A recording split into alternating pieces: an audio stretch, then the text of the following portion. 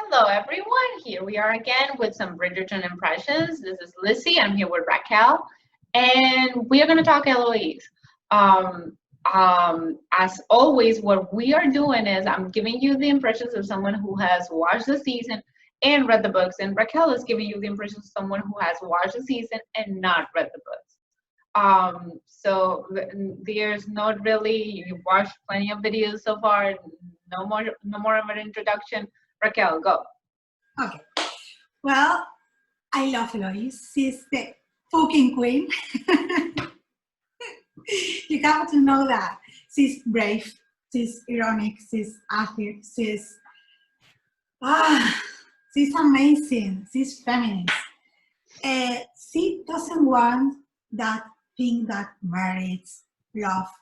No, she wants to be her. She wants to be free. She wants to go to the university. She wants to do everything she can do because she is a woman. Okay, at the at the end of the day, she only wants the same rights that a man have.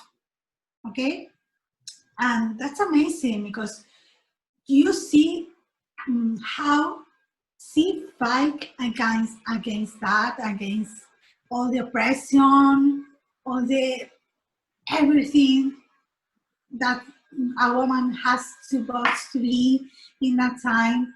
And I admire her. I really admire her because it's not easy. It's not easy to be a woman and to be there and to be in the royal thing, in the royal families in that time. But she always be.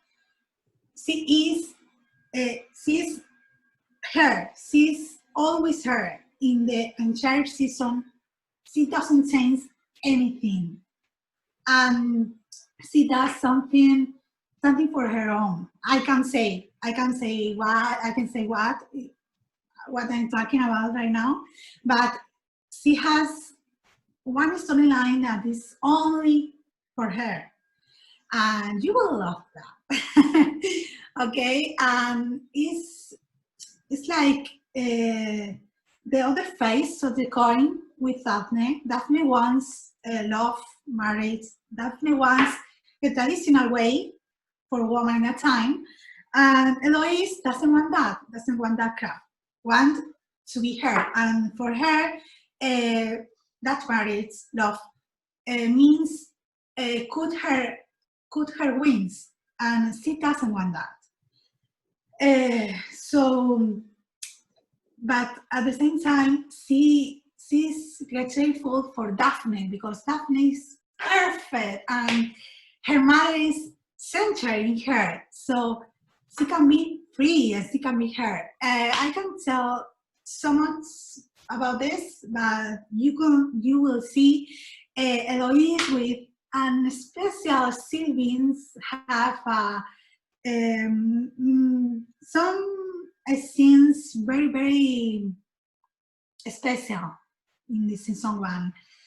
And when the premieres happen, I want to talk about this with all of you. That's my impression about Eloise. It's so funny because Raquel can't say anything.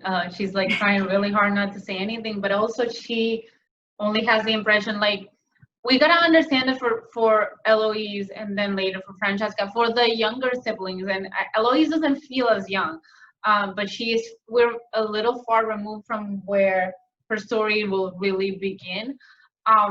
This feels like set up for her character, but there's less, like Raquel said, she's always a really relatable character. I've always felt, and she has always been probably my favorite Bridgerton, because I think she is a character that is easier to relate to in the context of we're in 2020.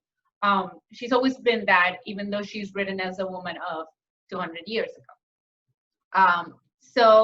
But despite the fact that she is written like a woman of 200 years ago and we relate to her, there's still a journey for Eloise, but it's not a journey that she really fully takes in season one.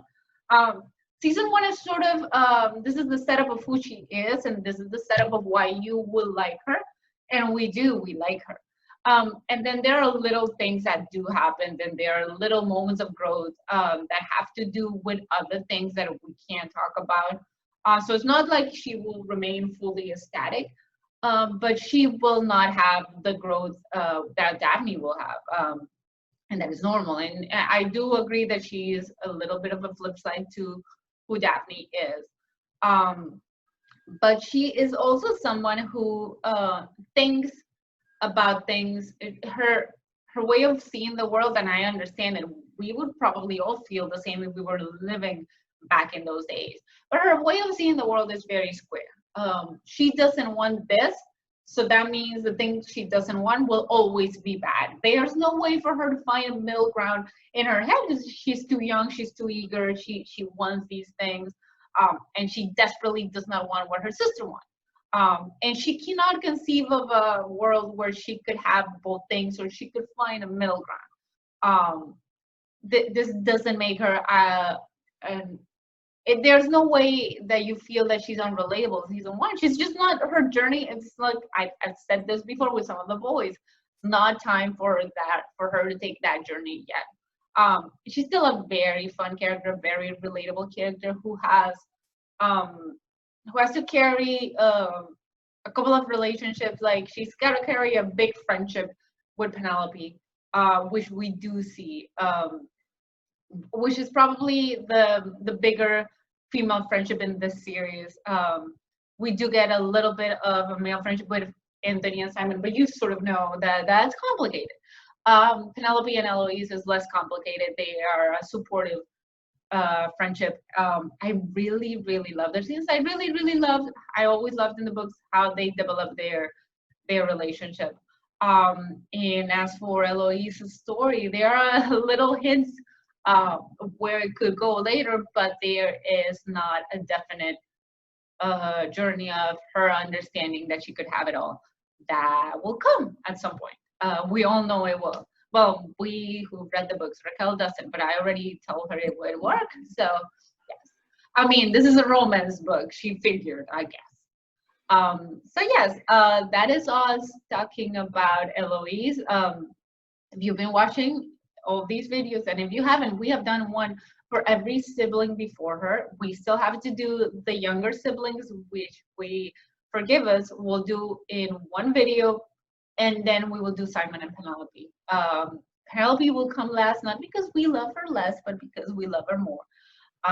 So yes, and that's it for this video with our Bridgerton impressions. See you later.